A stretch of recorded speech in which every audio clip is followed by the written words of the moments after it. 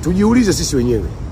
Kwa nini vitabu vya kidini vimetafsiriwa kwenye lugha zote za kimila, lugha ya Kihehe, Kikwele, Kizalamo, Kinyakyusa, unakuta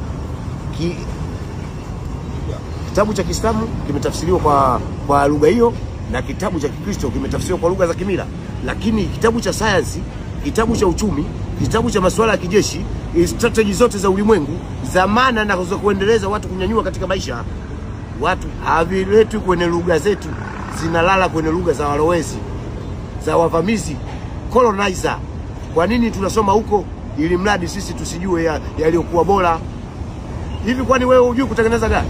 Si unanyimwa programu ya kutengeneza gari? Kwa sababu wewe ukitengeneza gari, wewe nani atanunua gari ya mzungu? Hakuna. Kwa hiyo tusilaumiane kusema Afrika sisi akili hatuna. Mbona gari hatujatengeneza? Gari tunaweza kutengeneza, ila tumezuiwa. Tukitengeneza kwetu haina kibali, haijafaa.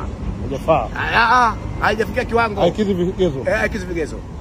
Ila kama la kwao. Ndugu yangu Maxwell Chitumbuso kule Zimbabwe ametengeneza gari inatumia radio frequency.